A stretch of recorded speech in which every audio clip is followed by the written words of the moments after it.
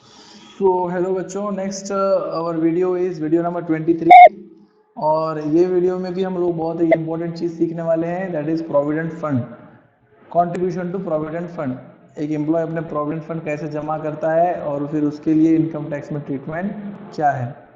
तो यहाँ पर भी मैंने एक चार्ट लेकर आया है, वो चार्ट की मदद से आप लोगों को समझा दूंगा कि कंट्रीब्यूशन टू प्रोविडेंट फंड क्या रहता। ठीक है, चलो तो शुरू करते हैं। सबसे पहले देखते हैं कि प्रोविडेंट फंड किसको बोलते हैं। तो प्रोविडेंट फंड कुछ नहीं बेटा, एक टाइप का फंड है, एक टाइप का रिजर्व है, एक टाइप का फंड है जो कि एम्प्लॉय अपने सिक्योरिटी के लिए, अपने फ्यूचर के लिए, अपने future security after the retirement, retirement के बाद भी उसको सिक्योरिटी मिले। बच्चे नहीं पूछ रहे, हाँ बेटे पूछ रहे नहीं, तो फिर वो किधर जाएगा ऐसा। तो मतलब ये सारी चीज़ें पैदा हो सकती। तो इसके लिए एक आदमी कभी भी ये सोचता कि भाई मेरी लाइफ अगर सिक्योर रही, मेरी लाइफ अगर मुझे मेरी अगर सिक्योरिटी मिलती रही तो मुझे ये सारे चीज़ों का टेंशन नहीं रहेगा। तो ये प्रोविडेंट फंड उसमें से एक ऐसी चीज़ है, समझ लो आप कि क्या होता है कि कोई एक एम्प्लॉय को, ये एक स्कीम है, ठीक है, ये एक स्कीम के तहत प्रोविडेंट फंड एक्ट भी है हमारे पास, वो एक्ट के हिसाब से सारी चीज़ें चलती है।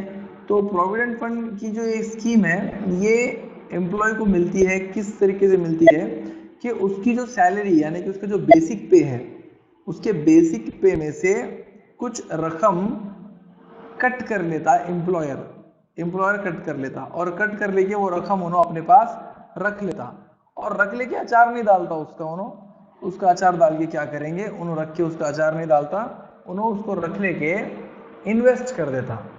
किसके नाम से? एम्प्लॉई के नाम से उसको इन्वेस्ट कर देता और फिर उसके ऊपर जो भी इंटरेस्ट वगैरह आता वो सारा उन्होंने लेके उसको री इन्वेस्ट करता।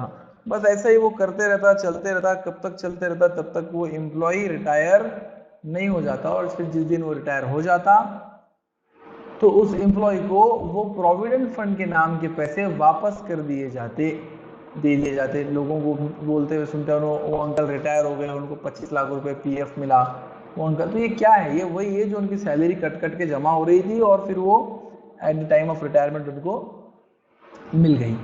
ठीक है, इस तरीके से काम चलता है।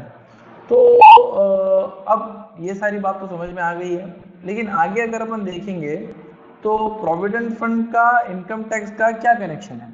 तो इनका कनेक्शन कब पैदा हो जाता? इनका कनेक्शन तब पैदा हो जाता है जब इनके प्रोविडेंट फंड में एम्प्लॉयर अपना रोल प्ले कर देता। एम्प्लॉयर रोल कैसा प्ले करता? तो फॉर एग्जांपल आप मेरी कंपनी में काम कर रहे हो और आप अपने तनख्वाह में से 10,000 रुपये पीएफ के नाम पे मुझे दे दे रहे और मैं वो 10,000 रुपये आपके पास से कट कर ले रहा, काट ले रहा आपके सैलरी में से, आपके बेसिक पे में से वो मैं 10,000 रुपये काट लिया, काट लेके रख लिया मतलब मैं रख लेके अपने पास कुछ नहीं करता उसको मैं क्या करता मालूम है कि नहीं? इन्वेस्ट कर देता। लेकिन इन्वेस्ट करने से पहले क्योंकि मैं एक अच्छा एम्प्लॉयर हूँ तो मैंने ये सोचा कि भाई क्यों ना मैं भी अपनी तरफ से कुछ इन्वेस्टमेंट तुम्हारे लिए कर दूं। तो आपसे मैंने तनख्वाह में से आपकी 10,000 काट लिए, अपने भी जेब से कुछ पैसे निकाले, जैसे कि 8,000 या फिर 10,000 अपनी भी जेब से निकाले और दोनों को मिला के इन्वेस्ट कर दिया। तो लफड़ा क्या हो गया मालूम है क्या? एक प्रोविडेंट फंड के अंदर जो पैसे आने के तरीके हैं एक पीएफ अकाउंट में, वो 3 तरीके हैं। एक तो एम्प्लॉय ने खुद ने जमा किए अपने बेसिक पे में से देखे, जो कि इनकम नहीं है बल्कि उसका खर्चा है। इनकम नहीं है, वो खर्चा है। एम्प्लॉय अपनी बेसिक पे में का टुकड़ा दे रहा तो वो खर्चा है, वो इनकम नहीं है। दूसरा, पीएफ के अंदर पैसे आते हैं कि एम्प्लॉयर अपनी तरफ से कोई पैसे निकाल के डाल दे, ये खर्चा नहीं है, ये इनकम है। ये प्रोविडेंट फंड किसके नाम का है? एम्प्लॉय के नाम का। पैसे कौन डाल रहा? एम्प्लॉयर डाल रहा। पेमेंट हुई कि नहीं हुई, वो भले ही उसको आज फायदा मिलेगा या फिर रिटायरमेंट के टाइम पे, लेकिन पेमेंट हो जा रही ना, किसके अकाउंट में ऐड हो जा रहे, वो किसके पीएफ में ऐड हो जा रहे? एम्प्लॉय के। तो ये उसकी इनकम है। और दूसरी उसकी इनकम है जो इंटरेस्ट उसके ऊपर उसको मिल रहा है। तो ये छोड़ दो, एम्प्लॉई का कंट्रीब्यूशन छोड़ दो, रह गई दो बातें, एम्प्लॉयर कंट्रीब्यूशन और इंटरेस्ट। ये दोनों इनकम है, इनका रूल अपने को देखना है, इनका रूल अपने को समझना है। तो अपने को क्या करना पड़ेगा? अपने को देखना पड़ेगा कि एम्प्लॉयर ने कितने पेमेंट की है और प्रोविडेंट फंड के ऊपर कितना रुपये इंटरेस्ट मिला है। ये दो बातें जब अपन समझ के लेंगे तो अपने को क्लियरली आइडिया लगेगा कि क्या इसके से रिलेटेड रूल है। तो वो समझने के लिए अपने को टाइप्स ऑफ प्रोविडेंट फंड देखना पड़ेगा। तो इनकम टैक्स के अंदर वैसे तो है और भी ज्यादा, लेकिन इनकम टैक्स में फिलहाल मैं सैलरी में आप लोगों को 3 टाइप समझाने वाला हूं। वो 3 टाइप कौन से हैं? सबसे पहले है स्टैट्यूटरी प्रोविडेंट फंड, दूसरा है रिकॉग्नाइज्ड प्रोविडेंट फंड, तीसरा है unrecognised provident fund. Provident fund में पैसे आने के 3 तरीके, एम्प्लॉइज कॉन्ट्रीब्यूशन, ये खर्चा है, इनकम नहीं है, एम्प्लॉयर्स कॉन्ट्रीब्यूशन, ये इनकम है, और interest accrued on provident fund investment, और जो इंटरेस्ट मिला हमको, और वो मिलता मतलब हमको मिलता नहीं, फिर से पीएफ के अंदर जमा हो जाता, री इन्वेस्ट हो जाता वो पैसे। तो ये हमारी इनकम है, ये दोनों हमारे इनकम है। तो इनका हमारा कुछ तो कनेक्शन बनने वाला है। इनका हमारा भी फिलहाल कोई कनेक्शन नहीं है, क्योंकि ये इनकम है ही नहीं, ये पेमेंट नहीं है, ये पेमेंट नहीं है, ये पेमेंट नहीं है, ये एम्प्लॉयर ने नहीं दिए पैसे, ये पैसे एम्प्लॉयर ने दिए, और ये पैसे, ये दोनों पैसे इनकम हो रही है, ठीक है। तो पीएफ की 3 टाइप है, statutory provident fund, recognised provident fund, unrecognised provident fund. Statutory provident fund के बारे में क्या है जरा देखो। स्टैट्यूटरी प्रोविडेंट फंड किसको बोलते हैं? इंडियन पीएफ एक्ट इनको लागू होता है 1925 का। ये प्रोविडेंट फंड गवर्नमेंट रिकॉग्नाइज्ड रहते। कौन मेंटेन करता? तो गवर्नमेंट या फिर सेमी गवर्नमेंट या फिर लोकल अथॉरिटीज या फिर यूनिवर्सिटीज या फिर रिकॉग्नाइज्ड एजुकेशनल इंस्टीट्यूट्स या फिर नेशनलाइज्ड बैंक्स। ये वो एम्प्लॉयर्स है जो स्टैट्यूटरी प्रोविडेंट फंड स्कीम चलाते हैं। गवर्नमेंट खुद एम्प्लॉयर बोला मैं, government, semi government, local authority, university, recognised education institutes और नेशनलाइज्ड बैंक्स, ये वो एम्प्लॉयर्स है, ये वो ऑर्गेनाइजेशंस है जो पीएफ की कौन सी स्कीम, कौन से टाइप की स्कीम चलाते हैं? स्टैट्यूटरी टाइप की। रिकॉग्नाइज का क्या है? रिकॉग्नाइज के ऊपर लागू होता है प्रोविडेंट फंड एक्ट 1952। ये रिकॉग्नाइज्ड है बाय सीसी और सी ऑफ आईटी, यानी कि चीफ कमिश्नर और commissioner of income tax.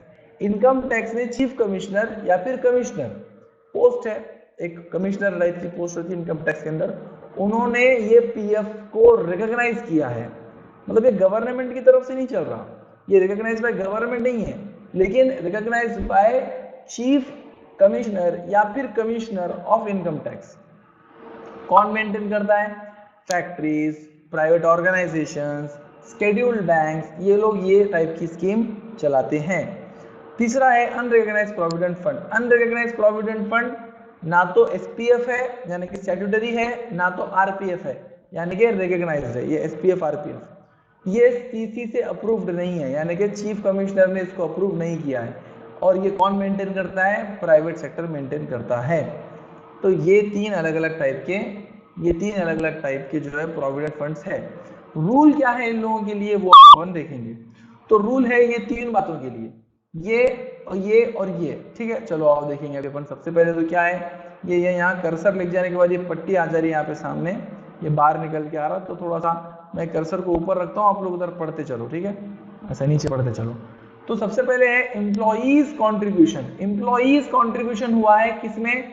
SPF में। इसको एसपीएफ बोलूंगा मैं, स्टैट्यूटरी प्रोविडेंट फंड को। रिकॉग्नाइज को आरपीएफ बोलूंगा और अनरिकॉग्नाइज को यूआरपीएफ बोलूंगा। अगर इन्वेस्टमेंट हुआ है, एम्प्लॉई ने कंट्रीब्यूट किया है एसपीएफ के अंदर, अरे तो उसको कंसीडर मत करो क्योंकि वो इनकम नहीं है। एसपीएफ के अंदर एम्प्लॉय कंट्रीब्यूशन वो इनकम नहीं है। एम्प्लॉयर ने अगर कंट्रीब्यूट किया, हाँ ये इनकम है। रूल क्या रहेगा? That is fully exempted. उसको एग्जम्प्ट कर दो, उसके ऊपर टैक्स लगाने की जरूरत नहीं है, वो टैक्सेबल नहीं है, वो एग्जम्प्ट कर दो, पूरा एग्जम्प्ट कर देना उसको। और उसके ऊपर जो इंटरेस्ट आ रहा है साल को साल, वो भी एग्जम्प्ट कर देना। ये एसपीएफ का रूल है। आरपीएफ का रूल क्या है? आरपीएफ के रूल के अंदर लिखा हुआ है एम्प्लॉई का कंट्रीब्यूशन, ये इनकम नहीं है इसको छोड़ दो, ये इनकम नहीं है इसको छोड़ दो। एम्प्लॉयर का कंट्रीब्यूशन है तो एम्प्लॉयर के कंट्रीब्यूशन के लिए 12% ऑफ सैलरी तक एग्जम्प्ट है। मतलब आपकी सैलरी का, एम्प्लॉय की सैलरी का 12% तक का अगर हिस्सा एम्प्लॉयर डालता है एग्जाम्प्ट हो जाएगा। 12% के ऊपर बढ़ जाएगा तो टैक्सेबल हो जाएगा, ठीक है। उसके बाद में इसके ऊपर जो इंटरेस्ट आ रहा है वो अलाउड है 9.5% तक एग्जम्प्ट होगा वो, उसके आगे टैक्सेबल। समझ में नहीं भी आया तो टेंशन नहीं लेना, क्वेश्चन आएगा क्लियरली समझ में आ जाएगा। उसके बाद में आता है यूआरपीएफ। यूआरपीएफ फिर से एम्प्लॉय कंट्रीब्यूशन क्या रहेगा यूआरपीएफ के अंदर, वो इनकम नहीं है, छोड़ दो, इनकम का हिसाब करने का अपने को, छोड़ दो। Employers contribution is fully exempted और इंटरेस्ट भी फुल्ली एग्जम्प्टेड अनरिकॉग्नाइज के लिए, ये इनका रूल है। क्लियर बात समझ में आई आप लोगों को। एसपीएफ, आरपीएफ, यूआरपीएफ, तो अच्छी बात यह है कि एसपीएफ के लिए कोई टेंशन ही नहीं है, यूआरपीएफ के लिए कोई टेंशन नहीं है, टेंशन है सिर्फ आरपीएफ के लिए। अगर क्वेश्चन में आरपीएफ है या अगर हमारा एम्प्लॉय आरपीएफ की फैसिलिटी ले रहा है तो हमको देखना पड़ेगा, उसका हिसाब अच्छे से करना पड़ेगा। बाकी दोनों का कोई टेंशन नहीं है, कोई टेंशन नहीं, फुल्ली एग्जम्प्टेड है, फुल्ली एग्जम्प्टेड, लेना ही नहीं है, उन्होंने क्वेश्चन में है नहीं है उससे हमारा कोई लेना देना ही नहीं रहेगा, क्योंकि एग्जाम ही कर देना है ना, लेना ही नहीं है। हम तो सिर्फ टैक्सेबल आंकड़े लेते, एग्जाम आंकड़े तो हम वैसे भी निकाल लेते, तो उनको लेना ही नहीं है, उनका हमारा कोई रिश्ता ही नहीं है। किसका किसका, एसपीएफ का और यूआरपीएफ का। हमारा और किसका रिश्ता ज्यादा गहरा है, तो है वो है आरपीएफ का। तो हम लोग ये देखेंगे, समझ के लेंगे, क्वेश्चन आएगा क्लियर हो जाएगा। Okay, thanks for watching the video.